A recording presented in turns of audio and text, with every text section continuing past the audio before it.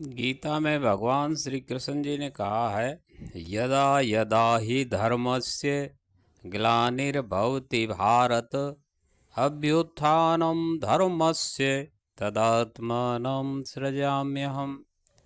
परित्राणाय साधूनां विनाशाय च दुष्कृतां धर्म संस्थापनार्थाय संभवामि युगे युगे। तो भगवान श्री कृष्ण जी यहाँ युगों के बारे में बता रहे हैं। तो अब हम जानते हैं कि युग कितने होते हैं और युगों का नामकरण कैसे हुआ, युगों की उम्र क्या है और उन युगों में मनुष्य की ईश्वर उपासना पद्धति क्या थी और मनुष्यों की उम्र तथा मनुष्यों की लंबाई क्या थी।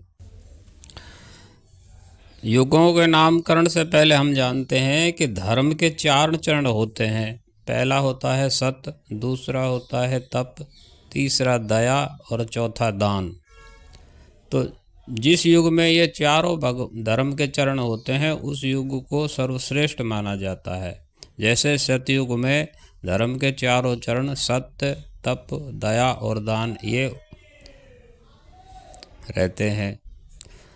अब इसी से इनका नामकरण होता है। कैसे? जैसे सतयुग है, सतयुग में मतलब सत्य की प्रधानता की वजह से इसका नाम सतयुग पड़ा। दूसरा आता है युग जिसका नाम है त्रेता। त्रे माने 3। तो धर्म के 3 चरण इसमें रहते हैं, तप, दया और दान। इसमें सत्य का विलुप्त होना होता है। तीसरा युग होता है द्वापर। द्वा माने 2। तो धर्म के 2 चरण ही शेष रहते हैं, दया और दान। इसीलिए इसका नाम द्वापर पड़ा। अब चौथा युग होता है जिसका नाम है कलयुग। तो कलयुग में सिर्फ दान ही शेष रहता है और धर्म के 4 चरणों में से सत्य, तप और दया ये विलुप्त हो जाते हैं। तो कली काल में केवल दान का ही महत्व बताया गया है। अब युगों की उम्र। सतयुग की उम्र बताई गई है 17,28,000 वर्ष। त्रेता युग की उम्र बताई है 12,96,000 वर्ष। द्वापर की युग बताई है 8,64,000 वर्ष और कलयुग की उम्र बताई है 4,32,000 वर्ष। तो ये सब चारों युगों की कुल मिला के उम्र हो गई 43,20,000 वर्ष। अब प्रत्येक युग में ईश्वर की जो उपासना की पद्धति है उसका भी वर्णन मिलता है। सतयुग में ध्यान और ज्ञान से ही ईश्वर की पूजा होती थी।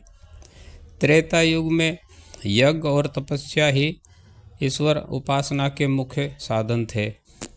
द्वापर में भगवान की मूर्ति पूजा को ही श्रेष्ठ माना गया है और कलयुग में हरिनाम संकीर्तन को ही सर्वश्रेष्ठ बताया गया है। हरिनाम संकीर्तन में भगवान के नाम, गुण, लीला, रूप, धाम और उनके संतों का उच्च स्वर में गायन ही हरि कीर्तन बताया गया है।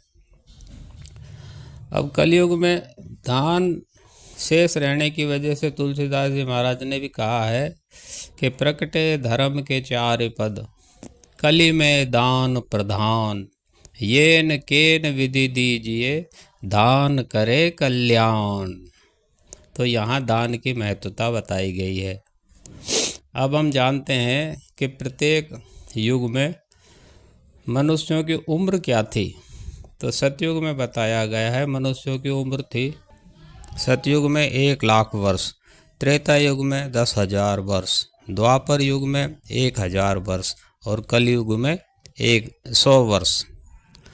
अब मनुष्यों की लंबाई के बारे में भी वर्णन है कि कलयुग में मनुष्य की लंबाई 5.5 से लेकर 6 फुट के बीच बताई गई है। द्वापर में लंबाई करीब 11 फुट के लगभग है। त्रेता युग में 21 फुट है और सतयुग में 33 फुट का वर्णन मिलता है। तो यहाँ हमने इन चारों युगों की कुछ संक्षिप्त में चर्चा की। अब इस चर्चा को आगे बढ़ाते हुए आगे भी इस श्रृंखला को हम आगे बढ़ाएंगे और किसी नए विषय पर बात करेंगे।